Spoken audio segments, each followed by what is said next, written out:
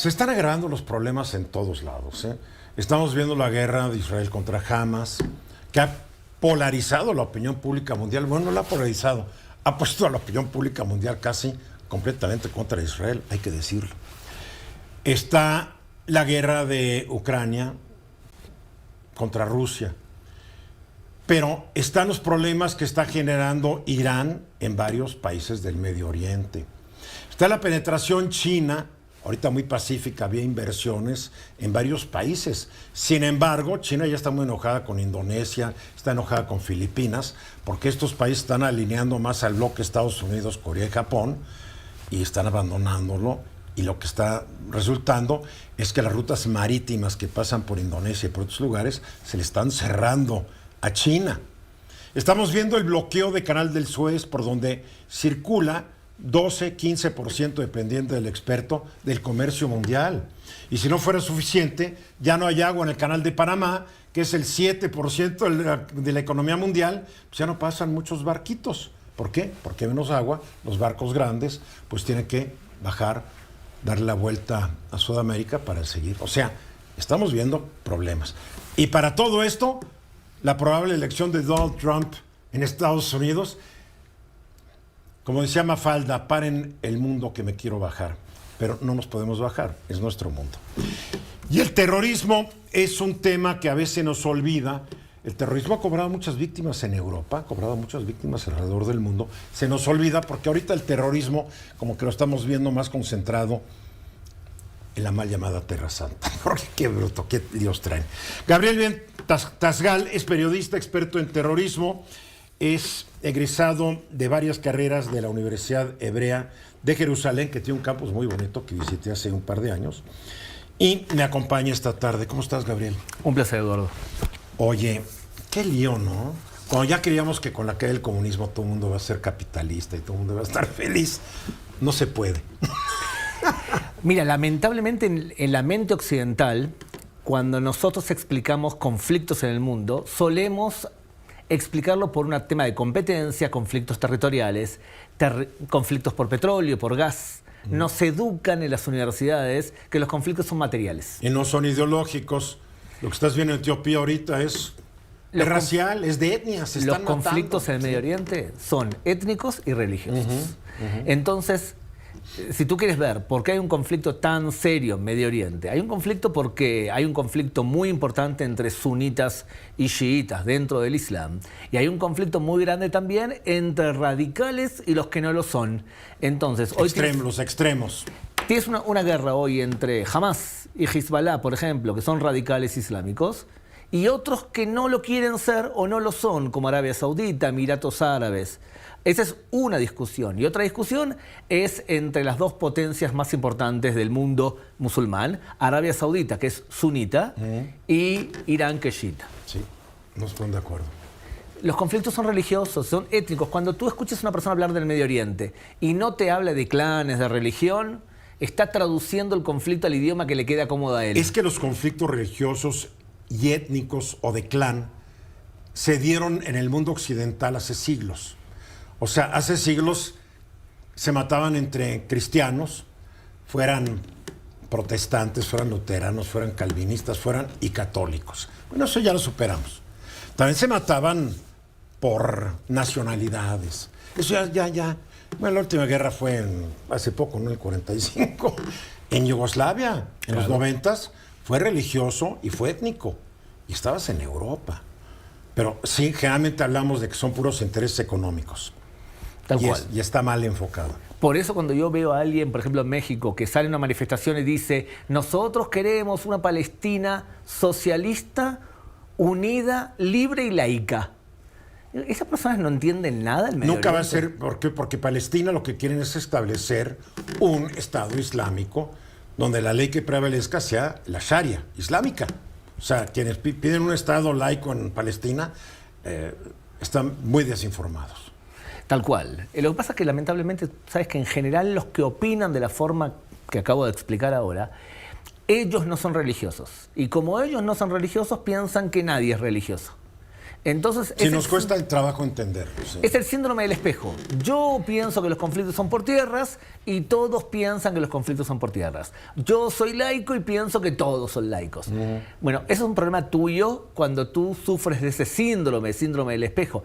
En el Medio Oriente es muy Pero complicado. tenés desinformación en una ignorancia crasa, ¿no? O sea, digo, con las redes sociales, con el internet, hoy es para que estés un poco más informado. Lo que pasa Aunque es la que mayoría de la gente no está informada. Eduardo, los prejuicios que una persona arrastra, cuando una persona tiene prejuicios o preconceptos, o cree religiosamente en una realidad, toda información que contradiga esa realidad es rechazada de forma natural. ¿Por qué nosotros vemos medios de comunicación que son afines a nuestra ideología? Porque nos gusta confirmar que lo que pensamos tiene lógica y tiene razón. Y porque el algoritmo ya nos los da aunque no los pidamos. Exactamente. A ver, un ejemplo más de México para que la gente se dé cuenta. En Chiapas, el estado de mis mayores, hay comunidades evangélicas que han sido expulsadas por la mayoría católica. Eso es un conflicto religioso. Punto. Y nadie le da mucha atención. Pero es terrible que tengas que dejar donde vives porque otros en el nombre de Dios te corren y tú pues dices pues, que en el nombre de Dios yo tampoco estoy mal, ¿no? Y creo que es lo peor de las guerras religiosas, ¿no? Todos hablan con Dios. Claro. Entonces, Claro. Pero hay una diferencia, ¿sabes qué? La diferencia es que estas corrientes que acabas de nombrar en Chiapas ya vivieron su época violenta.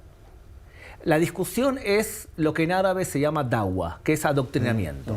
Entonces compiten por un público determinado por a ver quién adoctrina o quién trabaja socialmente con una población. Pero la época violenta de los cristianos en el mundo ya pasó. ya pasó, obviamente. Las cruzadas ya pasaron. Lo que vimos, por ejemplo, en la conquista de América. Son todo tipo de acciones bélicas que en el nombre de la cruz ya un cristiano de bien no hace. Imagínate, por ejemplo, ahora... Bueno, no debería ser, porque estamos empezando a ver lo que se llama este nacionalismo evangélico republicano en Estados Unidos, en donde sí dicen que en el nombre de Dios tienen que correr a todos los inmigrantes porque van a transformar a su país, como dice Trump, van a contaminar la sangre, ¿no? Pero todavía no lo vemos de fase violenta. Todavía ¿sí? no, y esperemos que no se llegue a eso. Todo grupo radical, tiene una fase ideológica y después pasa una fase violenta cuando se decepciona del sistema.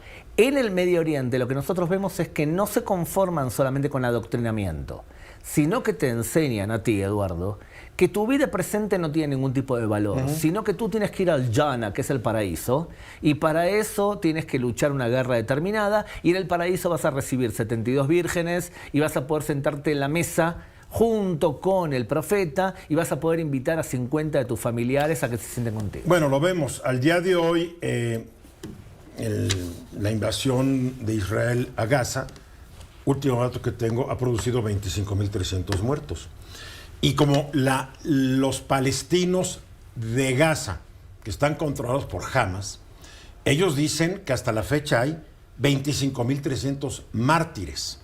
O sea, todos están en el paraíso felices y contentos. Siempre me pregunto, ¿y las mujeres que están en el paraíso no les tocan igual cantidad de varones? Muy bien, mira cómo funciona. Digo, ¿y los niños qué?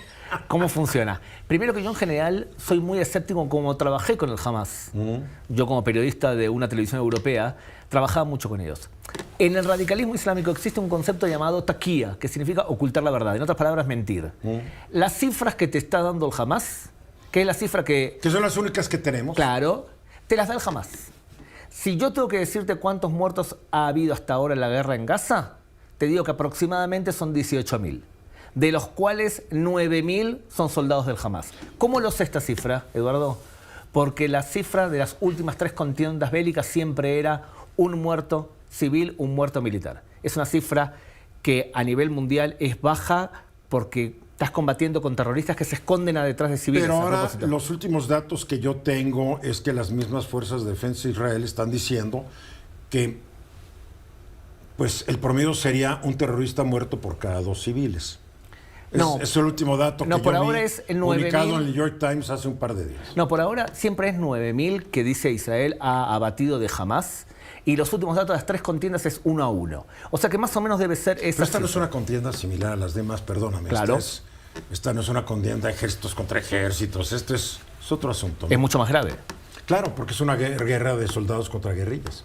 Y se esconden muchas veces las guerrillas abajo de hospitales, Claro, abajo de escuelas, túneles. mezquitas, todo. Entonces es un problema, porque cuando a ti te educan que poner a un niño adelante de un soldado está bien para que la opinión pública nos caiga simpáticos a nosotros, es un problema. ¿Cómo es un ejército eficiente para Bueno, combatir así? ahorita si nos ponemos a discutir, para mí hasta 9,000 muertos civiles ya es demasiado, Claro. hay que decirlo, ¿no? ¿Por qué? ¿Te digo lo de la mujer?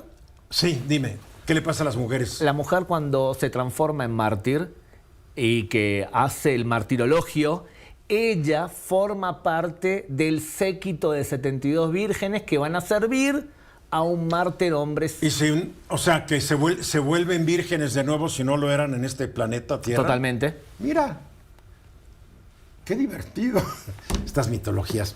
Bien, vamos a ir a los mensajes y seguimos platicando con Gabriel Ventasgal sobre terrorismo y fundamentalmente el islámico.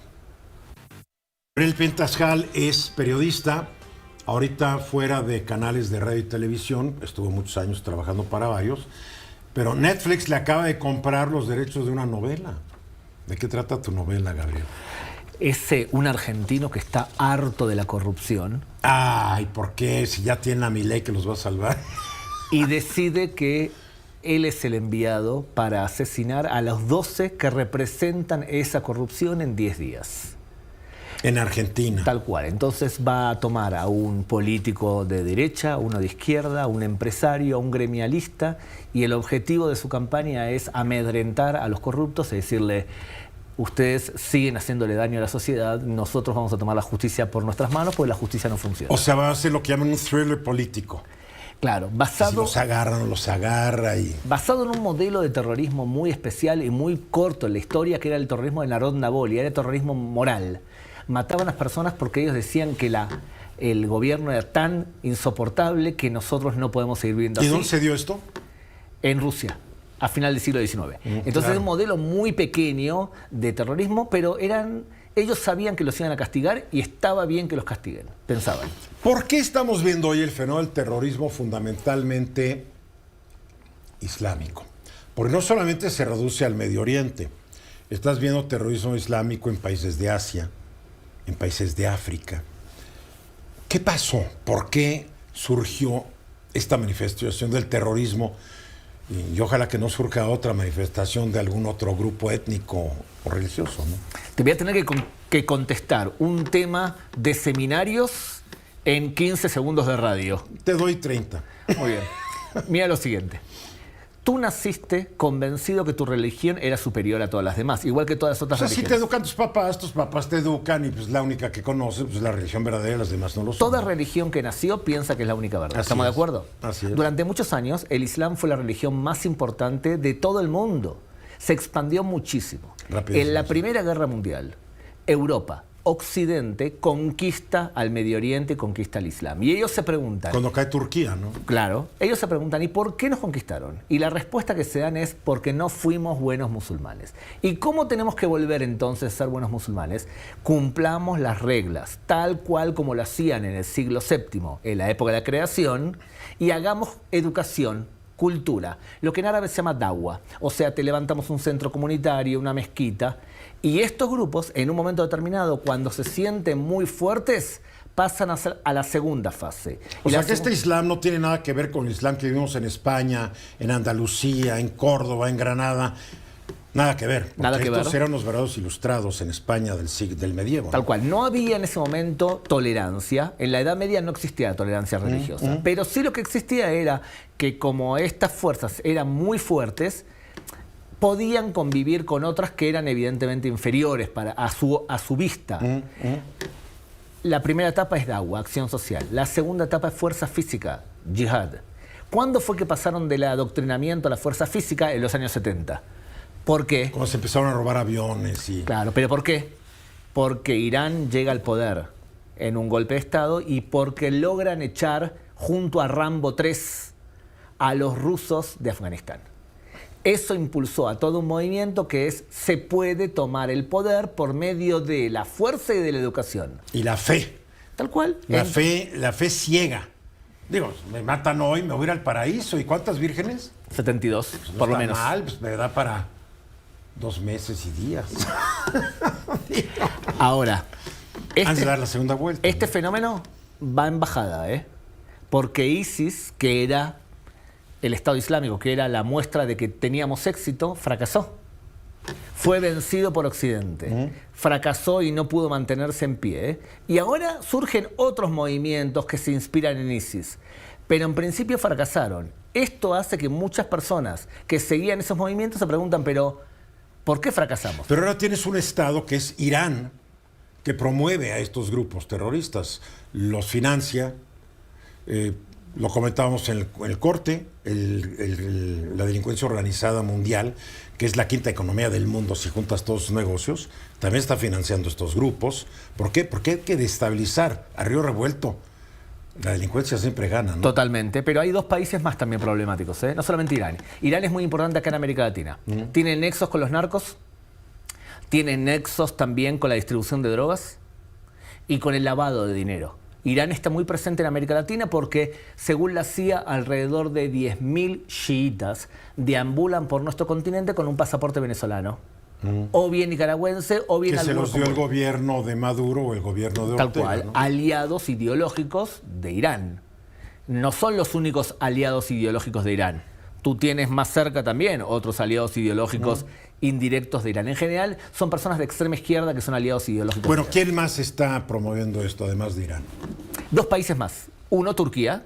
Y el peor de todos es Qatar, que financia universidades por el mundo y que se ha gastado 4.700 millones de dólares en pagarle a universidades para que ellos expliquen cuál es el verdadero Islam, que ellos tienen la versión muy radical del Islam. Han sobornado a media humanidad para organizar un mundial de fútbol. A ver, es que también se nos olvida que no solamente los chiitas pueden ser extremos, los sunitas también. Por supuesto. O sea, el Islam de Arabia Saudita es extremo, nada más que como que el príncipe y heredero de la corona ha dicho, vamos a bajarle a esto porque están los negocios primero, ¿no? Están reformando. Sí. Emiratos Árabes también hizo grandes reformas, pero hoy en día el país más radical sunita es Qatar y tiene una televisión muy radical en árabes llamada Al Jazeera, Que es buenísima. Para colmo, está muy bien producida. pero Tiene ojo, muy buenos noticieros, yo los veo.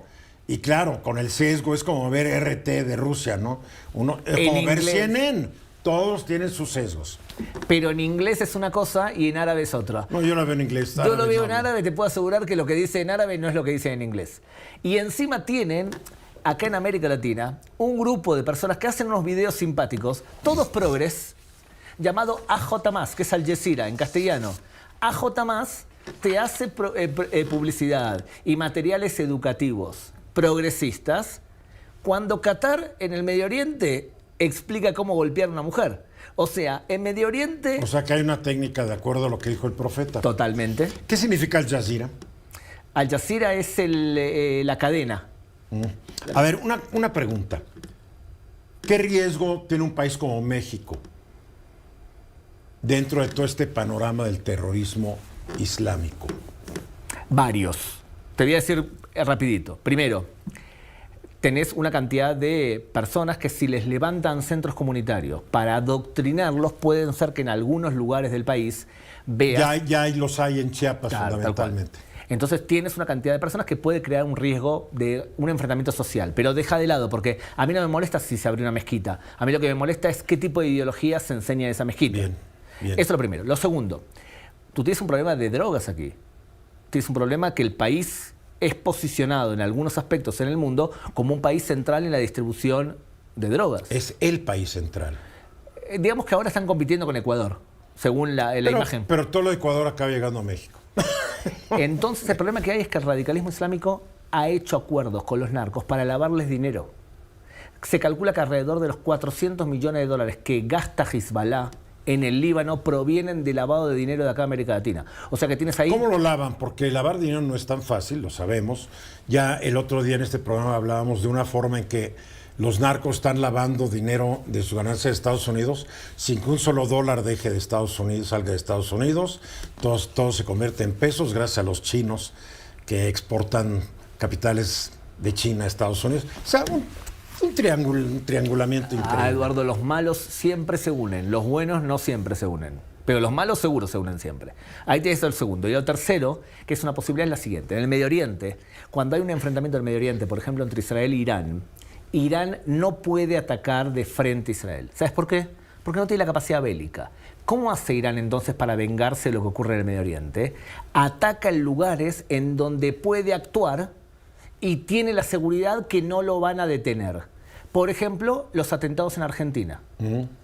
Entonces, si tú te transformas, tu país, México, en un lugar en donde el terrorismo, por ejemplo, actúa para vengarse de cosas que ocurren en el Medio Oriente, la imagen de tu país se ve perjudicada a nivel mundial. Y la gente, en vez de venir a hacer turismo a un país tan hermoso como este, o comprar productos que compran acá en México, y tú no quieres que se posicione México como un país en donde el terrorismo actúa.